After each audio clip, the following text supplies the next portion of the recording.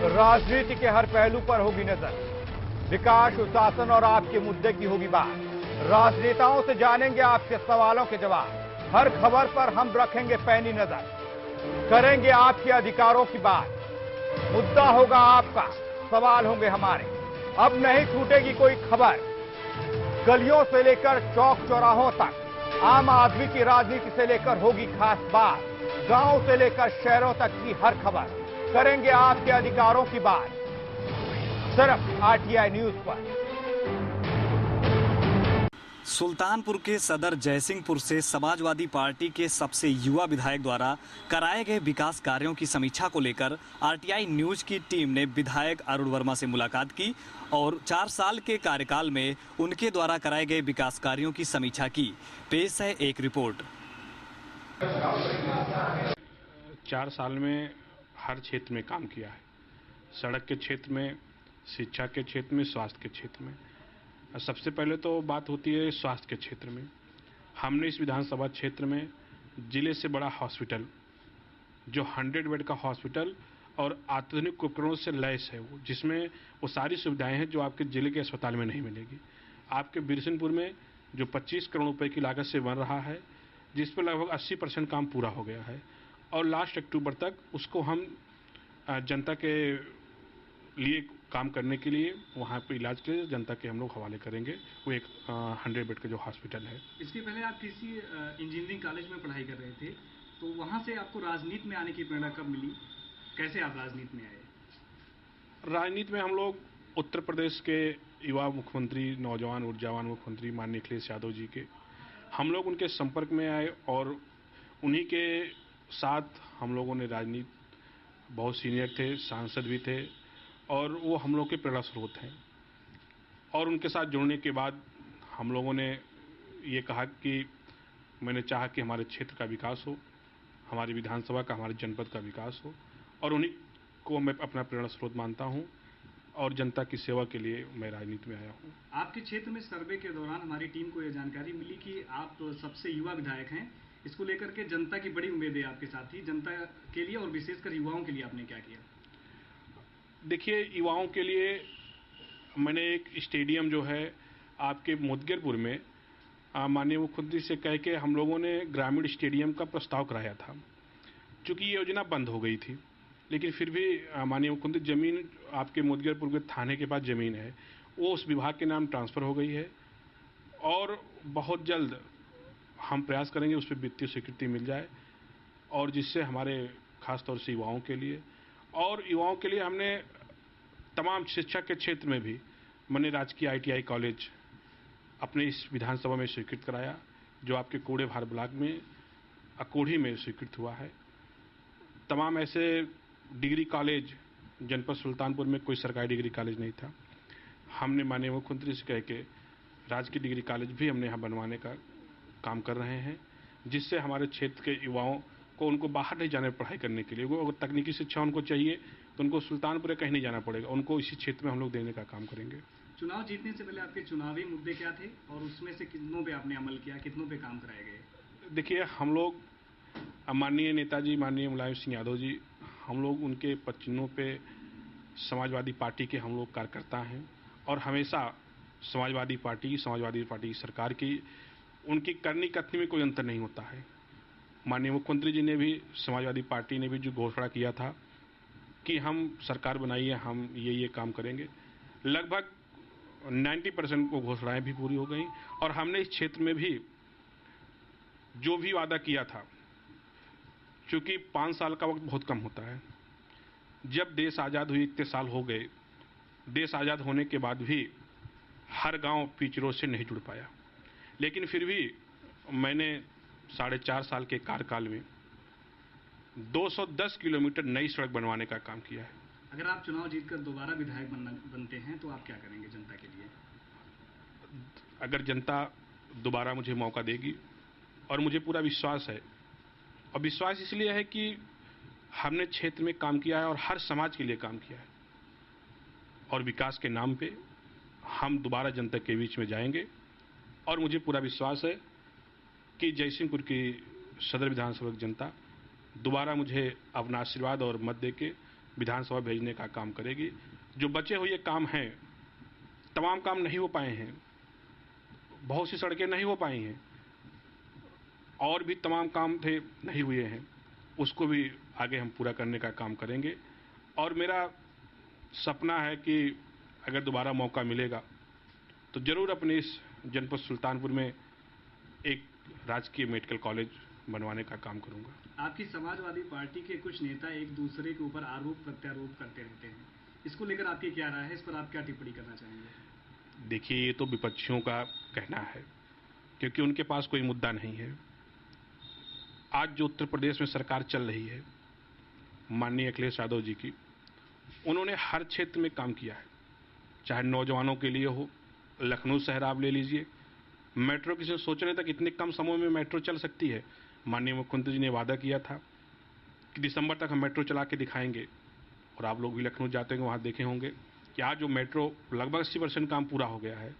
देश का सबसे बड़ा एक्सप्रेस वे जो उत्तर प्रदेश सरकार अपने बजट से आगरा से लेकर लखनऊ तक 1 साल में पूरा होने जा रहा है। और फिर आपके लखनऊ से लेकर पूर्वांचल को जोड़ने के लिए लखनऊ बलिया एक्सप्रेस वे, वो भी उत्तर प्रदेश सरकार अपने बजट से, इसमें केंद्र सरकार का कोई योगदान नहीं है, वो भी हमारे विधानसभा से होकर जा रहा है। जब प्रदेश में सड़कें बनेगी तो अपने आप अर्थव्यवस्था, अपने आप विकास लोगों को दिखने लगेगा। और रही बात लोग जो टिप्पणी करते हैं क्योंकि उनके पास कोई मुद्दा नहीं है, भारतीय जनता पार्टी है, अपने आप को बहुत विकास विकास विकास हुआ है। आप भी हमारे क्षेत्र में आए हैं, आप घूम के देख लीजिए कि यहाँ के सांसद ने क्या किया है। यहाँ के सांसद जीतने के बाद कितनी बार जनपद सुल्तानपुर में आए हैं, आप अगर ढूंढोगे तो आपको नहीं मिलेंगे। हमने तो आप हमारे कार्यालय पे आए हैं। मैं जनता के लिए, अपने क्षेत्र के लोगों के लिए मैंने कार्यालय बनवाया कि जिससे कम से कम हमारे क्षेत्र की जनता को कहीं दूर न जाना पड़े। मैं कार्यालय पे नियमित बैठता भी हूँ।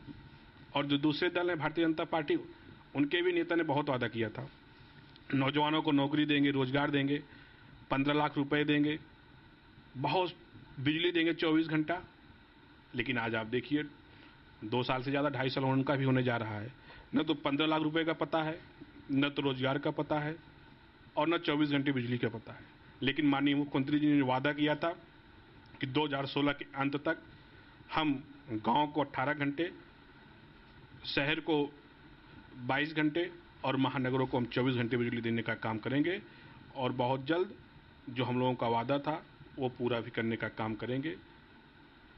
अभी कुछ ही दिनों पहले आपके ऊपर बलात्कार जैसी गंभीर घटना का आरोप लगाया गया था, उस समय आपने इस परिस्थिति का सामना कैसे किया जिसमें कोर्ट द्वारा आपको बाइज्जत बरी कर दिया गया था? अब देखिए, तो विपक्षियों की साजिश थी। विपक्ष कुछ भी कर सकता, कोई भी साजिश किसी के ऊपर भी लगा सकता है। लेकिन हमारे क्षेत्र की जनता, हमारे शुभचिंतक, हमारे जनपद की जनता हमारे साथ थी। उनको पता था, क्योंकि जो यहाँ के विपक्ष के लोग हैं उनको कोई मुद्दा नहीं है, मुझे चुनाव हराने के लिए उनके पास कोई मुद्दा नहीं है। तो इस तरह किसी तरह उनको डिस्टर्ब करने का काम किया जाए कि जिससे वो डिस्टर्ब हों। लेकिन हम लोग कोर्ट पे विश्वास रखते हैं, ईश्वर पे विश्वास रखते हैं, और कोर्ट और ईश्वर हम लोग के साथ रहा। किसानों की समस्याओं को लेकर आपने क्या किया? देखिए, किसानों की जो सबसे बड़ी समस्या, एक यहाँ की चीनी मिल है।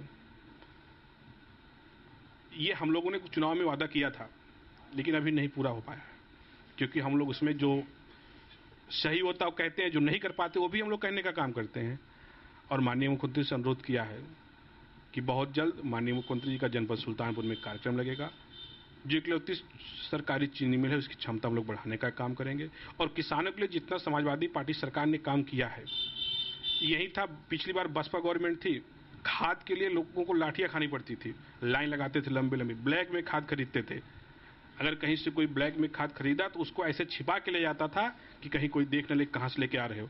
लेकिन आज आप चले जाओ, आप तमाम दुकानों पे गांव में जाइए। आप, मैं तो कहता हूं कि आप लोग सर्वे करने, बहुत अच्छा काम है, लेकिन मेरा आपसे अनुरोध भी है कि आप गांव में जाइए, किसानों से पूछिए। आप चौराहे पूछेंगे, चौराहे पर ज़्यादातर तो भाजपा के लोग बैठते हैं, दूसरे दल के लोग बैठते थे। आप गाँव में जाइए, किसानों से पूछिए कि यार इससे पहले भी सरकार थी, आपको खाद क्या मिलती थी, नहीं मिलती थी। आज खाद के लिए कोई समस्या नहीं है। हमारी सरकार ने किसानों के लिए सिंचाई फ्री, जहाँ पे भी नहर है जहाँ पे भी सरकारी ट्यूबवेल है, किसी भी किसान को कोई सिंचाई देने का काम नहीं करना पड़ता। हम लोगों ने किसान बीमा दुर्घटना योजना पूरे देश में कहीं ऐसी योजना नहीं चल रही है। तमाम ऐसे नेता हैं, किसी का कोई किसान मान लीजिए खेत में काम कर रहा है, उसको अगर सांप काट लेता है, आकाशीय बिजली गिर जाती है, कहीं एक्सीडेंट हो जाता, खत्म हो जाता था, लोग जाते हैं उनके यहाँ सहानुभूति व्यक्त करेंगे, 2-4 दिन बाद उनका कोई हाल खबर नहीं लेता है कि उस परिवार के, उनके बच्चे, उनकी बीवी को क्या होगा। अगर इसका कोई ख्याल रखा है तो उत्तर प्रदेश के नौजवान मुख्यमंत्री माननीय अखिलेश यादव जी ने रखा है। उन्होंने योजना बनाई, माननीय नेताजी मुख्यमंत्री थे पहले, उन्होंने 1 लाख रुपए देते थे और माननीय अखिलेश यादव जी ने उसको 5 लाख रुपए दिया। अगर किसी भी किसान भाई को अगर कहीं कोई घटना दुर्घटना हो जाती है तो उसके परिवार के, उसके बच्चे को पढ़ाई के लिए, उसके परिवार को आगे बढ़ाने के लिए 5 लाख रुपए देने का काम माननीय मुख्यमंत्री जी कर रहे हैं। किसानों के गन्ना मूल्य बकाये और राहत चेक वितरण को लेकर क्या किया आपने? देखिए, राहत चेक वाला जो मामला है, जो पैसा केंद्र सरकार को देना चाहिए था उन्होंने पूरा नहीं दिया। फिर भी जो हो सका उत्तर प्रदेश सरकार ने अपने बजट से, हम लोगों ने भी 1500 रुपए का चेक बांटा। ये सही है कि सबको नहीं मिल पाया, तो कहीं ना कहीं कारण उसमें मैं तो कहता हूं कि भारतीय जनता पार्टी वालों से क्यों आरोप लगाते हैं कि उत्तर प्रदेश में समाजवादी पार्टी सरकार है। सही है, लेकिन 2014 के चुनाव में उत्तर प्रदेश जनता ने यहाँ से 72 सांसद देने का काम किया था। क्या उन 72 सांसद जिम्मेदारी नहीं होती है? क्यों अलग से बजट लाए? जहाँ एक तरफ उत्तर प्रदेश में सूखा पड़ा था, सूखा झेल रहा था, तो उनकी अगर देश में माननीय नरेंद्र मोदी जी की सरकार बनी, प्रधानमंत्री हैं, तो उनकी भी जिम्मेदारी होती है कि वो सबसे ज़्यादा सांसद उनके उत्तर प्रदेश से गए थे। उत्तर प्रदेश के लिए वो अलग से बजट व्यवस्था करते किसानों के लिए, लेकिन आज उन्होंने किसानों के लिए कोई बजट की व्यवस्था नहीं किया है। अपने क्षेत्र के युवाओं को कोई संदेश देना चाहेंगे? हम अपने क्षेत्र के जो युवा हैं हमारे, उन सबको मेरा यही संदेश है कि वो लोग जिस क्षेत्र में भी काम करें, चाहे वो पढ़ाई के क्षेत्र में काम करें तो अच्छे से पढ़ें, खेल के क्षेत्र में हो, बिजनेस के जिस क्षेत्र में भी, और हमारे क्षेत्र के जो भी युवा मुझसे अपेक्षा रखेंगे, मैं आपके माध्यम से कहना चाहता हूं, जिस तरह से जिस लायक मैं रहूंगा, उनको आगे बढ़ाने के लिए उनके साथ हमेशा खड़ा रहूंगा। परिवार के लिए समय कैसे निकालते हैं आप? ये तो बहुत टफ काम है परिवार के लिए। हम लोग चूंकि जैसे आपने कहा कि सबसे कम उम्र के विधायक हैं, तो कहीं ना कहीं हम लोग, और हमेशा मेरा ये मानना रहता है कि कोई व्यक्ति मुझसे अगर मिलने आता है तो उसको ना ये इंतजार ना करना पड़े कि नहीं विधायक जी अभी सो रहे हैं, विधायक जी अभी नहा रहे हैं, विधायक जी अभी नाश्ता कर रहे हैं। तो मेरा प्रयास रहता है कि सुबह या शाम हमेशा मैं लोगों के लिए उपलब्ध रहता हूँ। ये सही है कि एडजस्टमेंट करना पड़ता है, परिवार भी हैं, ठीक है, बच्चे भी रहते हैं, लेकिन जितना समय निकालना होता है हम लोग निकाल नहीं पाते हैं। लेकिन फिर भी हम लोग का प्रयोग, हमारा व्यक्तिगत रूप से हमारा परिवार इसके लिए बहुत सहयोग हमारा करता है, चाहे हमारी पत्नी हो, हमारे पिताजी हो और हमारी माताजी हो। बच्चा तो अभी छोटा, अभी 5-6 महीने का है। सब लोग मेरा बहुत सहयोग करते हैं इसमें, और कहीं ना कहीं एक बहुत बड़ा कारण है, क्योंकि अगर आपका परिवार अगर नहीं सही से है तो आप राजनीति करिए, बहुत आप परेशान रहेंगे। लेकिन मैं इसके लिए, क्योंकि मेरा परिवार हमेशा मेरे साथ रहता है, और हमेशा उस सब की, चाहे हमारे पिताजी हो, माताजी हो, पत्नी, सब कह रहता है कि नहीं, आप जिस क्षेत्र में काम कर रहे हैं आप उस क्षेत्र में क्या करिए, आपको क्षेत्र की जनता ने जिस लायक बनाया है, आप क्षेत्र की जनता का काम करिए, उनके लिए सेवा करिए।